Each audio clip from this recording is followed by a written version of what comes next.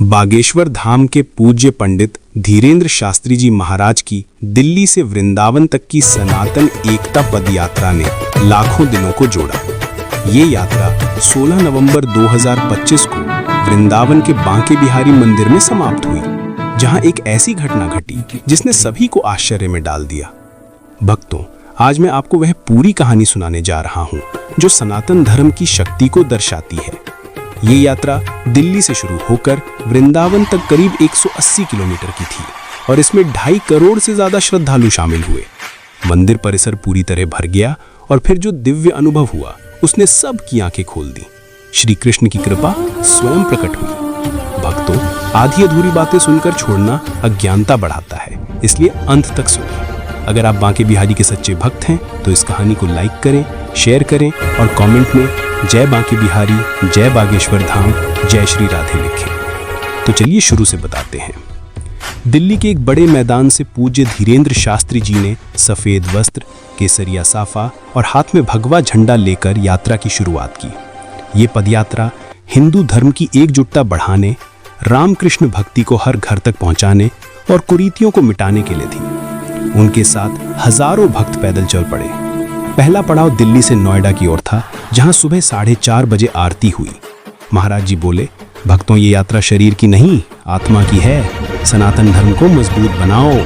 भक्तों ने नारे लगाए, बागेश्वर धाम की जय, बांके बिहारी की जय। रास्ते में गांव-गांव से लोग जुड़ते गए। एक 60 साल की बुजुर्ग महिला लक्ष्मी देवी, जो सालों से बीमार थीं, बोली, महाराज, मैंने स्वप्न में आपको देखा। महाराज जी ने आशीर्वाद दिया और अगले ही दिन वो बिना सहारे चलने लगी। ये यात्रा का पहला छोटा आश्चर्य था जिसने सबका मनोबल बढ़ाया। नोएडा से ग्रेटर नोएडा जाते समय तेज बारिश हुई, लेकिन कोई नहीं रुका। महाराज जी ने भजन गाए, हरे राम हरे कृष्ण। एक युवक विक्रम सिंह, जो बुरी आदतों में फंसा था, यात्रा में शामिल हुआ। उसने प्रार्थना की, मुझे मुक्त करो। महाराज जी की कृपा से उसने उसी शाम सब छोड़ दिया। लोग कहने लगे, ये यात्रा आशीर्वादों की है। ग्रेटर नोएडा से अलीगढ़ की ओर भक्तों की संख्या लाखों में हो गई। सोशल मीडिया पर हैशटैग सनातन एकता यात्रा ट्रेंड कर रहा था। न्यूज़ चैनल लाइव कवरेज कर रहे थे। हर शाम महाराज जी कथा सुनाते, बालाजी की लीला, कृष्ण भक्ति की महिमा। अलीगढ़ से मथुरा बॉर्डर पर एक हादसा टल गया। एक तेज रफ्तार वाहन यात्रा की ओर आया, लेकिन अचानक रुक गया। ड्राइवर ने कहा, मुझे एक छोटा बालक नीली ड्रेस में आगे खड़ा दिखा। सब समझ गए वो छोटे कृष्ण थे। मथुरा पहुंचते ही भीड़ 2.5 करोड़ की हो गई। महाराज जी ने यमुना में स्नान किया, पूजन किया। अब यात्रा वृंदावन की तरफ बढ़ी। लोग कह रहे थे, वृंदावन में कुछ विशेष होगा। 15 नवंबर को वृंदावन बॉर्डर पर श्रद्धालुओं का सैलाब उमड़ आया। दिल्ली, उत्तर प्रदेश, राजस्थान, हरियाणा, मध्य प्रदेश से लोग आए। ट्रेनें, बसें पैक। पुलिस ने व्यवस्था की, लेकिन भक्तों का उत्साह देखते बनता था। महाराज जी बोले, कल ठाकुर जी के दर्शन होंगे। कृष्ण सबकी सुन रहे हैं। 16 नवंबर सुबह 3:30 बजे यात्रा वृंदावन पहुंची। नज़ारा अद्भुत था। मंदिर जो रोज हजारों को जगह देता है, आज लाखों से भरा। सड़कें जाम, लोग छतों, पेड़ों पर। महाराज जी का दल सुबह 5:30 बजे मंदिर के पास पहुंचा। फूल बरसाए गए, चरण स्पर्श हुए। एक छोटी बच्ची रिया, जो चल नहीं पाती थी, को महाराज जी ने गोद में लिया और कहा, ठाकुर जी ठीक करेंगे। बच्ची ने तुरंत कदम बढ़ाए। सब चकित। मंदिर द्वार पर सुबह 7:30 बजे पुजारी जी ने स्वागत किया। भीड़ इतनी कि दर्शन कठिन। महाराज जी ने कहा, शांत रहो, ठाकुर जी सबको बुला रहे हैं। भजन शुरू, राधे राधे, बांके बिहारी की जय। महाराज जी अंदर गए, साथ कुछ 100 भक्त। बाहर लाखों लाइव देख रहे थे। गर्भगृह में काले पत्थर की त्रिभंगी मूर्ति, आंखें बंद। आरती शुरू हुई। महाराज जी ने दरबार सजाया, समस्याएं सुनी। एक भक्त जो गंभीर बीमारी से जूझ रहा था बोला, महाराज बचाओ। महाराज जी ने कहा, ठाकुर जी कहते हैं तुम स्वस्थ हो। उसे तुरंत आराम मिला।